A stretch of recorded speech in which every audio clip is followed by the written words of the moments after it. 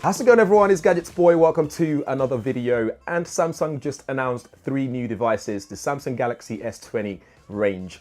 And in this video, we're going to give you a rundown of everything that you need to know.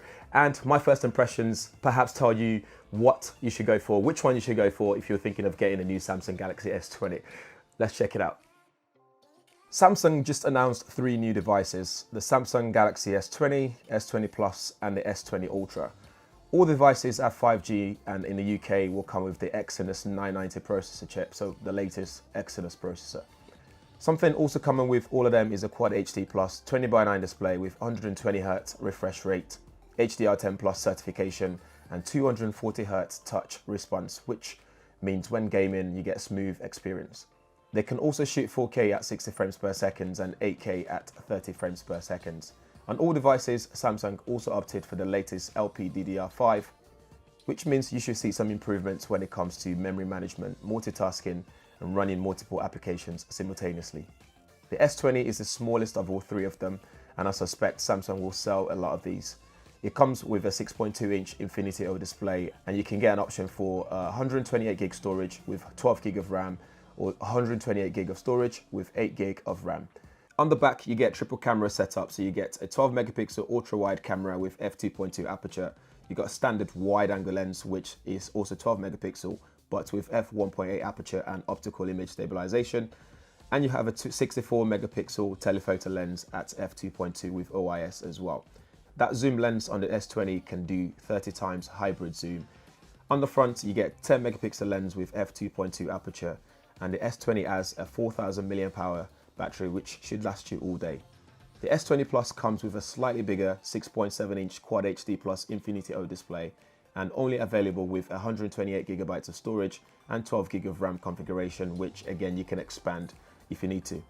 On the camera, you have a 12MP f2.2 ultra wide angle camera.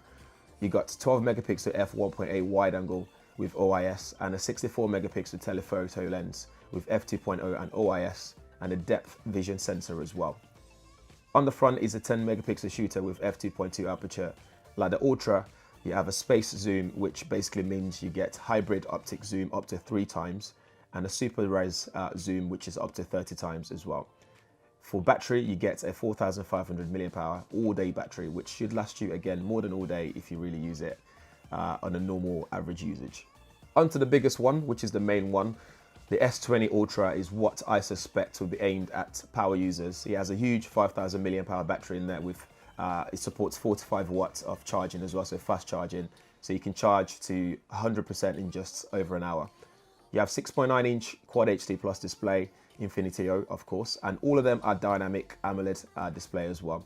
This is available in 128GB with 12GB of RAM configuration, or a 512GB storage with 16GB RAM configuration, which is huge.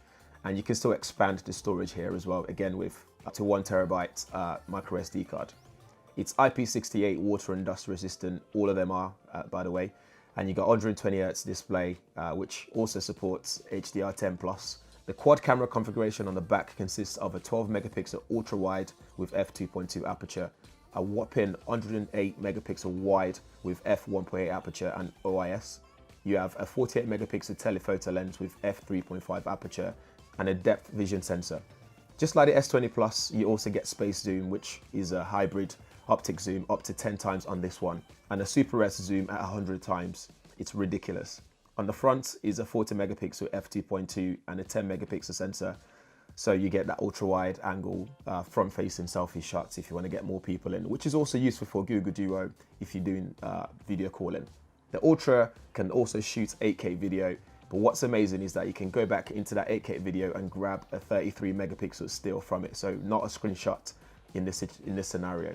So basically you're getting a high resolution stills from your video. From all the hardware and software upgrades, night mode should be better compared to the S10, and you'll even be able to shoot night hyperlapse videos, which looks amazing. What's also awesome is you now have pro mode in video, so you can adjust aperture, shutter speed, ISO, and even change things like highlights, temperature, and more. Back to that new single take mode, which is actually quite interesting. You'll be able to use all those camera lenses to capture a bunch of content at the same time, of which you can then get creative with, depending on what you want to do. This helps you to capture more content without having to worry about what you want to achieve in the moment. You can also capture a super high-res 108 megapixel images, and this is achieved using the nona binding or remosaic, meaning it captures 9 12 megapixel shots and binds them together to make a larger file at hardware level. It's great for those landscape photos, so if you're a landscape photographer like me sometimes, at a glance, you can just take a nice, big, large image and then you can edit it afterwards depending on what you want to do. At a glance, it's very quick in processing images as well, which is something I was worried about initially, but it's very quick. First impressions, the camera bump, I'm not a big fan of on all the devices, but if you get a case, then it then goes flat, so you'll be able to hide it, sort of. The display on all three devices are amazing. It's actually really beautiful to look at.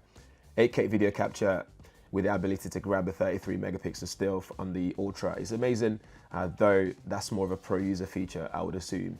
The battery capacity is very much welcome on the Ultra, although we need a real life test to see how that works. We all know what happens with Exynos devices when it comes to battery consumption. If you want the latest Samsung devices and a crazy zoom is not your thing, then the S20 is absolutely fine. The size is compact enough. If you want the best of both worlds, then you get the Plus, and if you want a pro user feature like me, then you go for the Ultra. And I actually really like that all of them are 5G ready.